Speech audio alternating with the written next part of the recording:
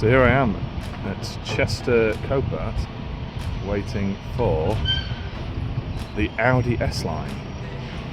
Audi Avant. Quattro, 2-litre turbo, manual. Yeah. Unknown mechanical damage. There's just listed as does not start. And they wanted £1,000 for it. I thought, nah, it's too much. £1,000. But I'll keep an eye on it just out of morbid interest. 2 weeks later, it was still at auction, so I thought, well, 350 quid, I think. £500 after fees. So we'll see what's wrong with it.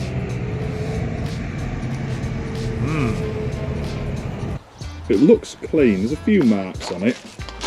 I noticed one on the door, but I think it'll come off. Little scuff.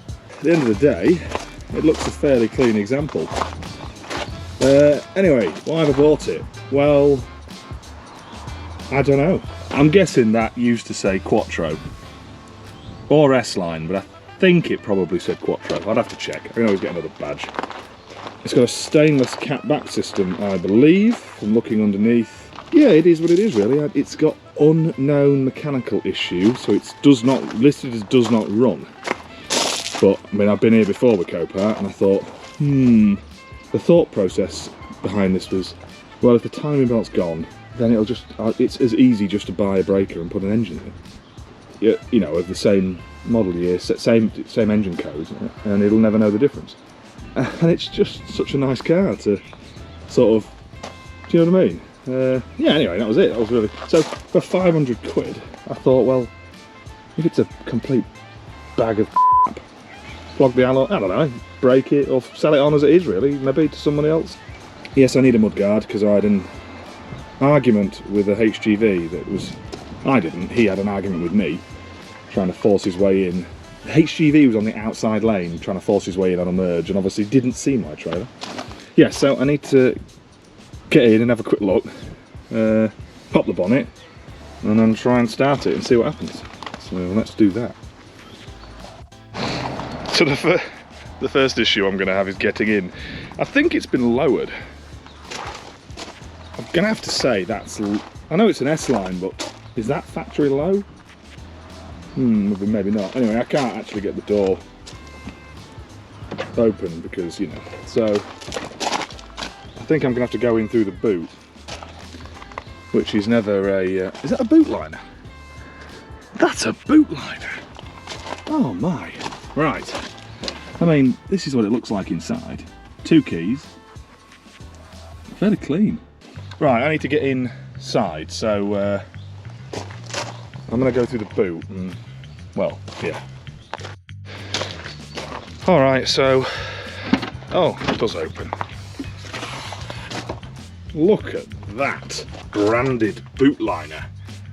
Yes, very nice. Oh wow, that's like new under there. Look at that. That is, yes. Put that over there.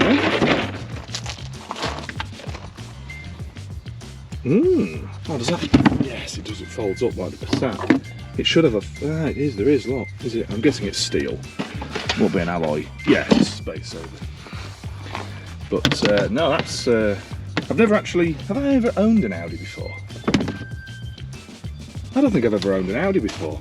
Yeah, the plan is really just to figure out what's wrong with it and go from there. Really, I just thought, you know, it'd be a bit of fun. Buy a car. Yeah, 500 quid. I know it's listed as does not run, but I've bought cars from Copart before that were listed as does not run, and I mean the Metro is a prime example. Yeah, so it's just a lot of car. It's a lot of car for 500 quid. So I thought I'll buy it and just see what happens. Yeah, some of the guys already, Rob and a few others, have mentioned, oh yeah, track wagon. Track wagon, maybe. Don't know, anyway, right, back to having a look. So I'm assuming, oh yes. So yeah, having never owned an Audi before, what's that? That's speakers, or a sub, of some description. Does that go? There we go. Okay, let's put that back in there then. What's that? Chrome load points. That is smart. I need to put these down. I'm assuming, yeah, there we go. Did they lay? Oh shit. Headrest. I'm getting in. I'm in. I need to get the bonnet open and get the jump pack on it. Shiny. Ashtray. Let's open the bonnet. That gas strut is doing nothing. I need a piece of wood. Anyway, this is it. This is the engine. Is it an AZZ or something, or AGG, or... I was sort of trying to Google it before I got here. Doesn't say anything on there. Turbocharger. Yes. I like a fast wagon. The Passat's getting a bit worried. Don't worry. You're too economical to replace. It's not going to kill me immediately. Well, probably will. Anyway, it hasn't actually had an MOT since 2019, so it's obviously been sat. Ooh, parking sensors. Let's get the jump pack on. And that's it. Now, I've managed to get my scanner in to have a look, just to see if there's any codes stored before I try and turn the key. What I'm looking for is if there's any crankshaft position sensor, camshaft position sensor, or anything like that to indicate timing failure. It is a B7, I think, this one. Oh, do the cup holders work? Yes. Camshaft position, bank 1, timing over advance or system performance. Power supply, voltage too low, which we know is battery. Bank 1, fuel measuring system malfunction, fuel measuring system. Random multiple misfires course, idle control system, cylinder 3 misfire. Steering angle sensor, voltage supply, and the ESP sensor unit, but that'll just be because I'm assuming the battery has been dead for a long while, and I'll clear the brakes, and then we know from this fresh start once this is running, all being well.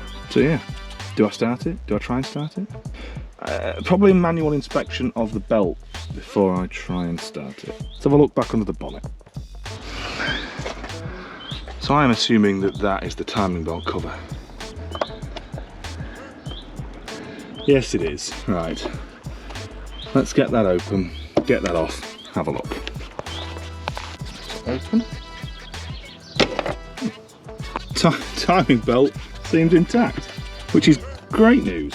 Like a Tipex mark, but that indicates to me that it has been changed. That bolt looks like it's been changed. That's got a white Tipex mark on it as well. I wonder if it's been timed incorrectly, and that's why it's just been sort of sat. Can't see anything that's unplugged, that's obvious. Oh, looks somewhat... Oh, hang on, that has been off.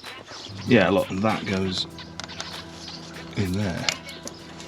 No, that'll be, yeah, that's camshaft. It's got to be camshaft position sensor. I don't want that. Do I just clear all the codes and go for it? Turn the key? Let's try and start it and see what happens. Might be out of time. Thinking about this. Probably going to ring Rob. Get his opinion. See what he says, see what he thinks. I know what to say. Just start it. Oh, just start it, you're right.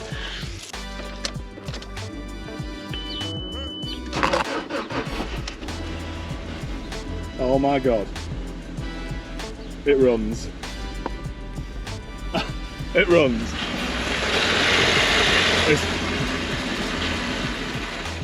I think it's very lumpy.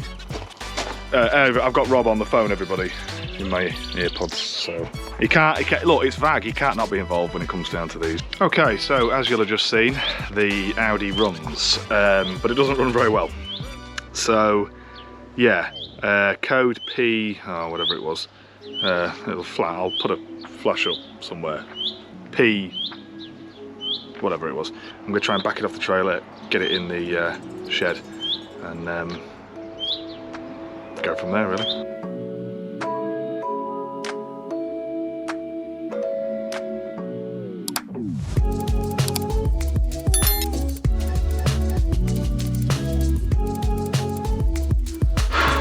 So, what code did I have? I had a code. So anyway, I started getting code. The code was P1093. So I googled P1093, that came back as fuel, I don't know, something to do with bank one. So yeah, some of the information on Rostec was airing towards crankcase vacuum leak. So I thought, well, I'll start with the easy stuff first.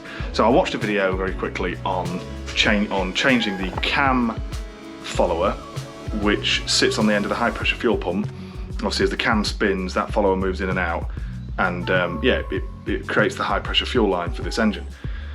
Now you can just take them off, 3 bolts out, whatever, take all the vac lines off and change the guide on the end. They're like a hardened end. Anyway, I will look into that to see if that needs doing. But I noticed, right, I'm getting, so I noticed, oh, I need to put this one. Get my torch. So, I was having a look under here, and I didn't have a battery charge for the GoPro. I'm only on like 20% at the minute. I just had to throw a battery in. Because I noticed that down here, that vac line, that crankcase breather pipe that goes underneath the high pressure fuel pump, which is that thing there, it was broken. It's stopped. As you can see on the video, it's broken there. It just went to nowhere, and there was a yeah, just that was just venting to nothing. So you've got this one, which is your inlet, and then that one, which I believe is your crankcase, and it goes into this thing, which I have no idea what it is. I will try and look it up, but that's obviously a diaphragm in there. It must be something, and that's cylinder 3, and it's just, and I was like, it cannot be just a dead battery. This vehicle that was sold at Copart does not run for 500 quid for an Audi S-Line. For 500, I was like, it cannot just be a broken line. Like, that just must have been broken in the process of diagnosing the bigger problem. Now, I don't know how noisy these are. There may be a tensioner noise or something coming from here. There's plenty of tension on the belt, but it does sound a bit, I don't know how to use the word rattly, I'm not sure, but